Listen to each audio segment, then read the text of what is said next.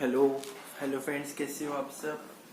बोल साईनाथ महाराज की जय। आज मैं आपके सामने अच्छा टॉपिक लेके आया हूँ और वो टॉपिक है हम साईं बाबा के भक्त होके हम क्या लहसुन प्याज खा सकते हैं। बहुत लोगों का ये मानना है कि हम लहसुन प्याज खा सकते हैं, पर मैं आपको एक चीज़ बताऊँ, अगर आप लहसुन प्याज खाते हैं और आपके घर में साईं बाबा की मूर्ति या तस्वीर कुछ है, जैसे मेरे घर पे है, तो आपको बहुत कष्टों का सामना करना पड़ेगा।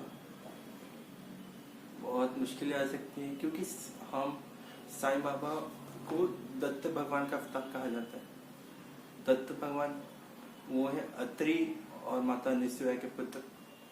इसका आपको कथा आपको पता होगी। अगर आप किसी को नहीं पता तो मुझे कमेंट बॉक्स में कमेंट करें। मैं अनुसुईया और ऋषि अत्रि जी की कथा उसको भी कहने की कोशिश करूँगा। अगर आप साईं बाबा के भक्त हैं तो आपको प्लीज़ प्लीज़ नॉनवेज और लहसुन प्याज नहीं खाना चाहिए।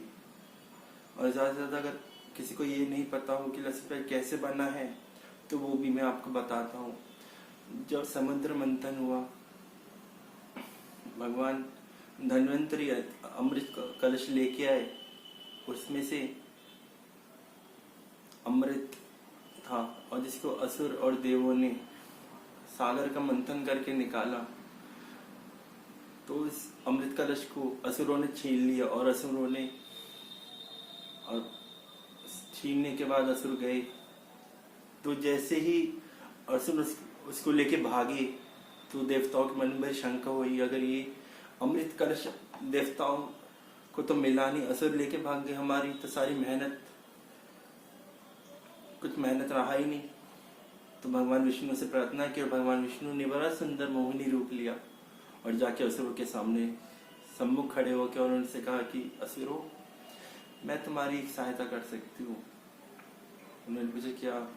मैं तुमको ये अमृत मिल बांट के पिला सकती हूँ। तो असुरों ने कहा ठीक है, जैसे आपके आज्ञा। क्योंकि विष्णु जी का रूप इतना सुंदर था, मोहिनी रूप, कि असुरों को उसको देख के इतने मोहित हो गए और असुरों को एक पंक्ति में बिठा दिया गया और देवताओं को एक पंक्ति में बिठाया गया। और वो तो ठहरे भगवान विष्णु, उन्होंने असुरों को पानी पिलाना शुरू कर दिया और देवताओं को अमृत। और असुर की उसी पंक्ति में एक राक्षस ऐसा बैठा जिसको इससे बात की पता लग गई और उसको ये पता चला कि विष्णु जी छल कर रहे हैं, और वो था राहु देवता के रूप में जाके देवताओं के बीच में बैठ गया और उसके बगल में सूर्य और चंद्र बैठे थे।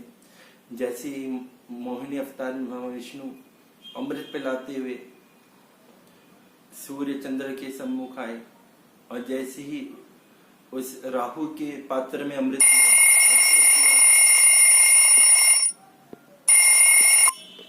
उसने पिया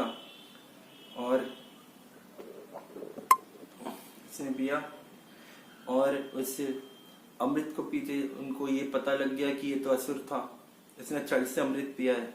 और उन्होंने भगवान विष्णु से कहा, प्रभु आपने ये क्या किया? ये तो असुर था, आपने महापाप कैसे कर? भगवान आपने ऐसा महापाप कैसे किया?